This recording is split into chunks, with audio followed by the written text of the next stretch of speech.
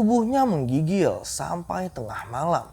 Bahkan kepalanya pun sakit hingga Dwi tidak bisa tidur pada malam itu. Dwi mendadak mual tapi tidak memuntahkan apapun. Semakin lama penglihatan Dwi semakin kabur. Kepalanya pun juga semakin sakit. Pada akhirnya Dwi pun pingsan. Bu, dadaku sakit. Dwi kembali pingsan. Sang ibu segera memanggil Pak Ustadz. Baru kali ini ada makhluk yang ngeyel dan gak mau pergi. Tepat di hari Minggu diadakanlah selamatan di rumah Dwi. Kalau sukmanya Dwi bisa dibawa pulang dengan selamat, adakan acara manakib. Balik lagi bersama gua Ibad di Mirror Misteri Horor.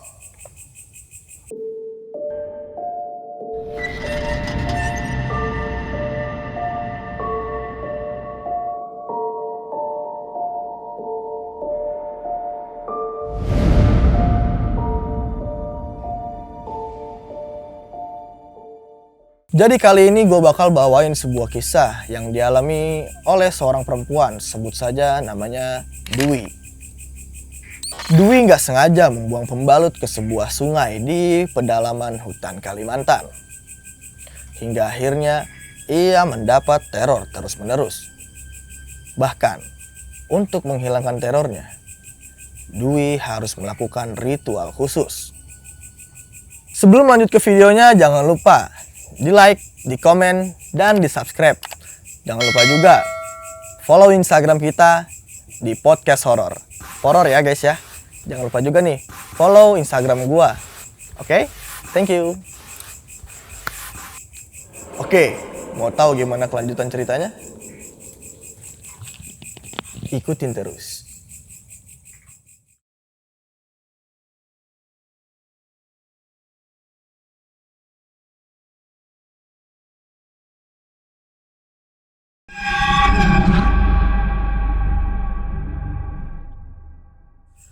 Januari 2021, suara mobil mengiringi sepanjang perjalanan. Sesekali mereka mendapat guncangan yang mengagetkan seisi mobil. Saat itu Dwi berangkat ke pedalaman Kalimantan Tengah karena ada acara keluarga. Mereka berangkat di hari Jumat pagi karena memang perjalanannya ini cukup jauh, bahkan hampir memakan waktu seharian.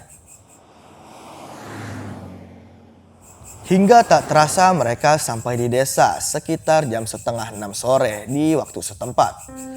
Dwi tersenyum lega.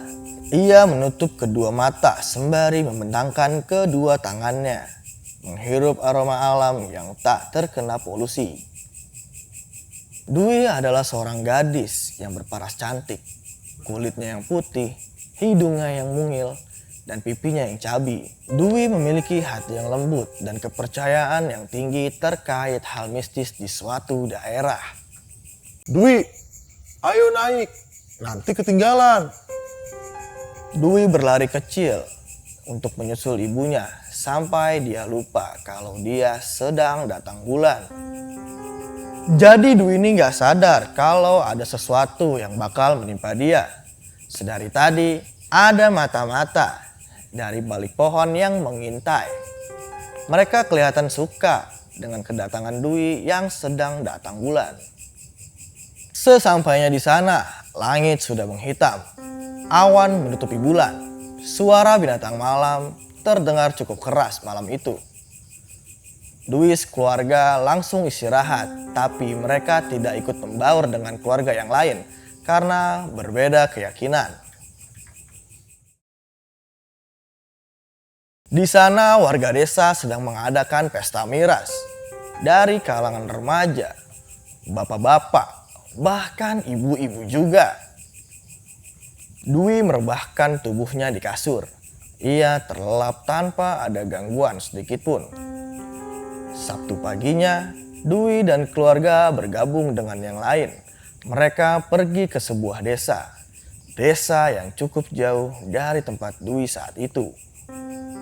Sebenarnya Dwi dan keluarga sedang menghadiri acara pernikahan sepupunya yang masih sekolah. Ia menikah dini karena suatu alasan. Orang Kalimantan menyebutnya pengantin mandai. Desa itu benar-benar berada di pelosok yang cukup jauh dari desa lainnya. Bahkan di sana tidak ada listrik. Mereka sampai tepat di tengah hari.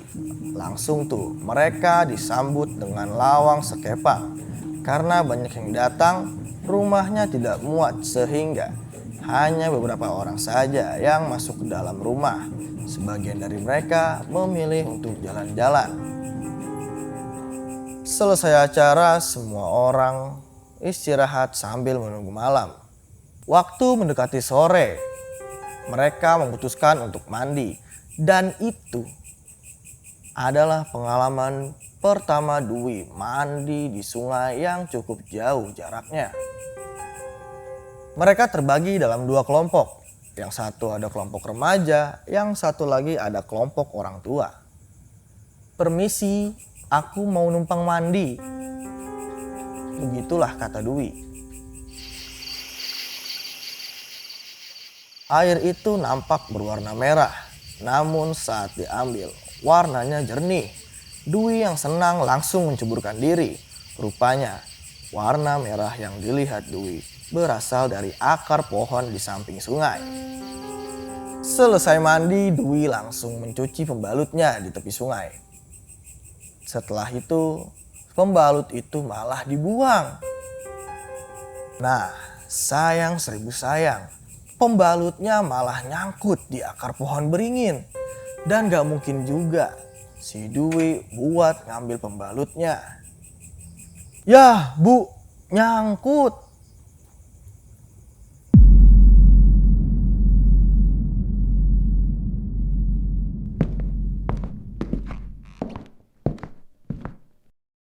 Bagi kalian yang punya pengalaman horor, bisa kirim ke email podcast horor atau DM ke IG podcast horor.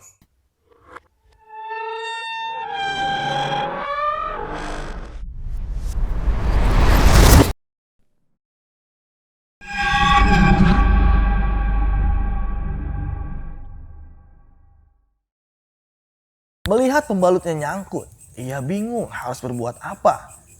Ia takut penghuninya marah. Sementara sang ibu mencoba menenangkan Dwi.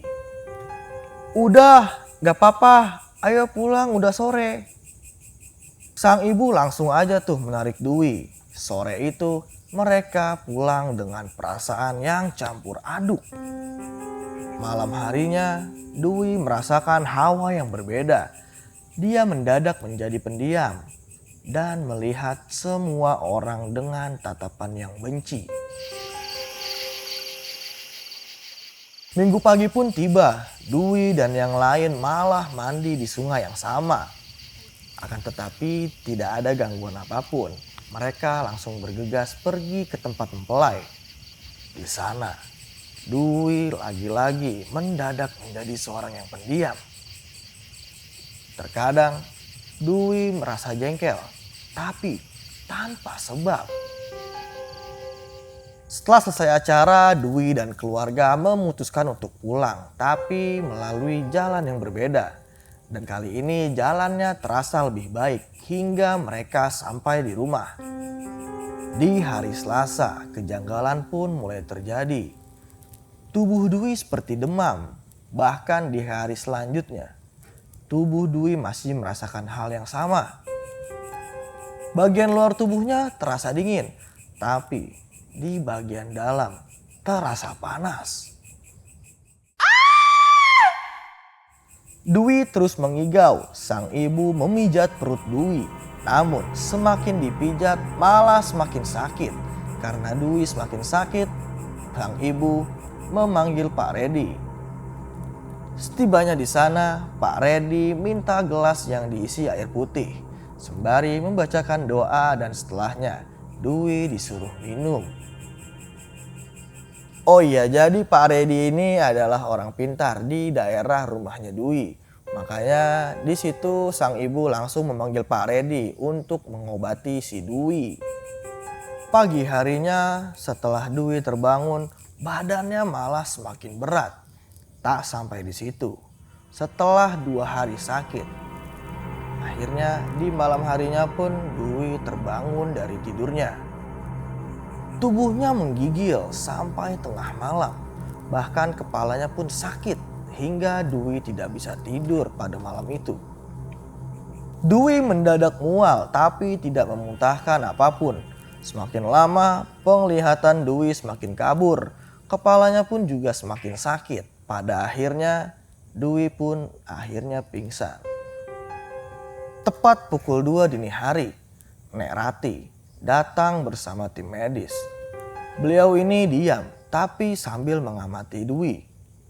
Karena memang Nek Rati punya kelebihan.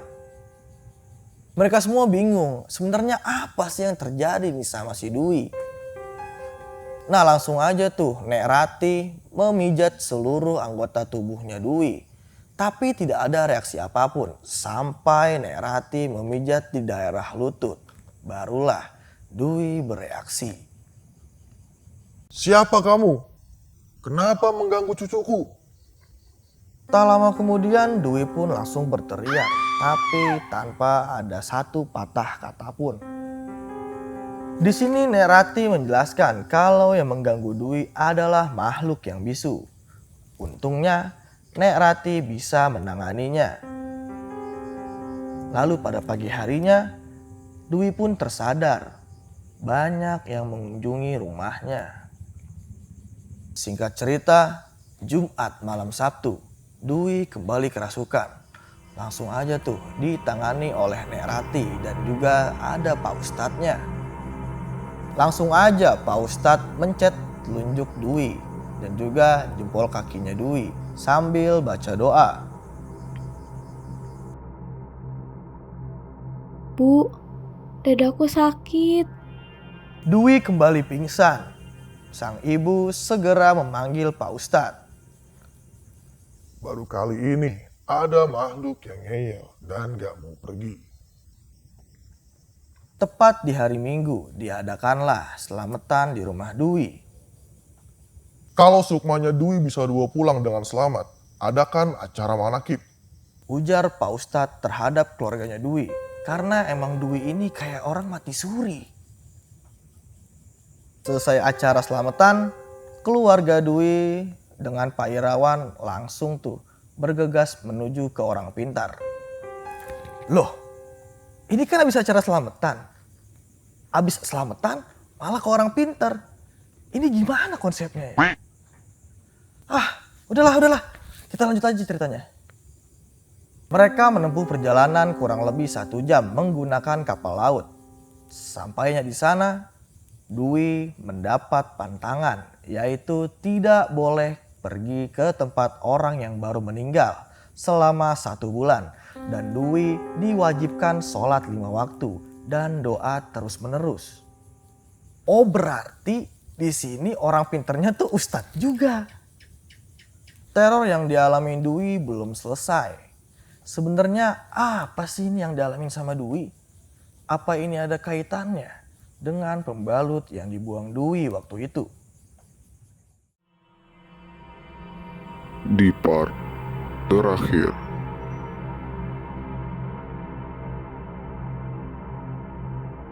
Dwi terus-menerus kerasukan. Bahkan hal ini terjadi berkali-kali. Malam itu juga ritual pembersihan harus segera dilakukan. Kalau tidak, nyawa Dwi bisa melayang.